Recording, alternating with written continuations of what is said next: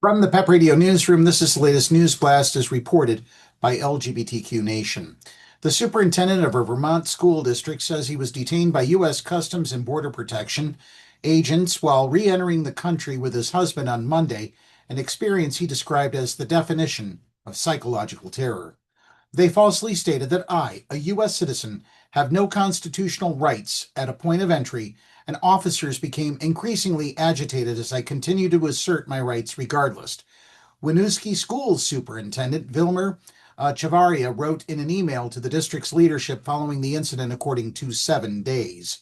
The independent Vermont news outlet reports that Chavaria, who grew up in Nicaragua but has held U.S. citizenship since 2018, was re-entering the U.S. using the expedited global entry process at Houston's George Bush Intercontinental Airport following a trip with his husband, Cyrus Dudgeon, to visit family in Nicaragua.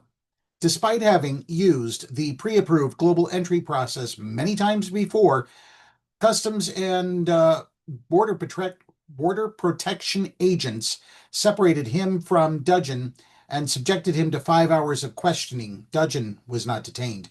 Agents reportedly refused to allow Chavaria to speak to a lawyer, telling him he did not have the right to legal counsel. According to local CBS affiliate WCAX, agents questioned the sincerity of Chavaria and Dudgeon's marriage, as well as his employment at the Winooski School District. Chavaria told the station that agents tried to access his computer, which held sensitive school data, in particular for students. He refused to give up his passwords, however, and agents reportedly would not allow him to contact anyone, even when he offered to get in touch with the school district to get permission to turn over his passwords. Chavaria was ultimately released and reunited with Dudgeon in Houston. Said he did not know why he was detained. However, he noted that he has been very vocal and a big advocate for the protection of vulnerable communities in the state of Vermont and the nation. I'm pretty sure I'm in a very visible and critical position, and I'm not surprised when things like this happen, he told WCAX. In a statement to WCAX, CBP, Customs and Border Protection, did not specify why Chavaria was detained, saying only that the agency follows strict policies and directives when it comes to searching electronic media. These searches are rare, highly regulated, and have been used in identifying and combating serious crimes, including terrorism, smuggling, human trafficking, and visa fraud.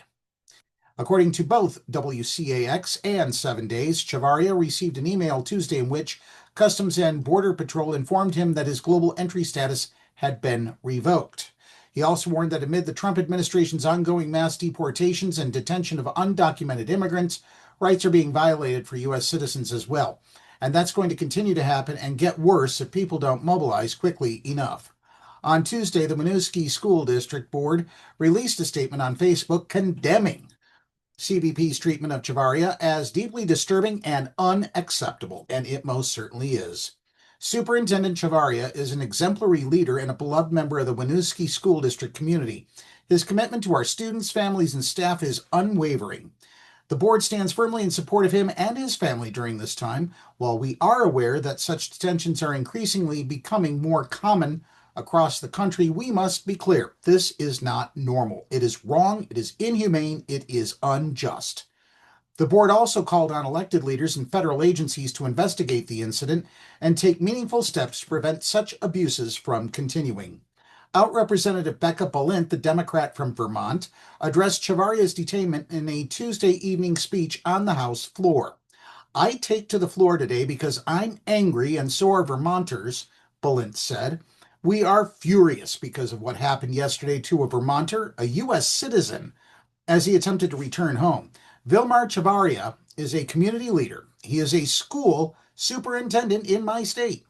He was held and interrogated for hours by Customs and Border Patrol agents and given no reason for his detainment.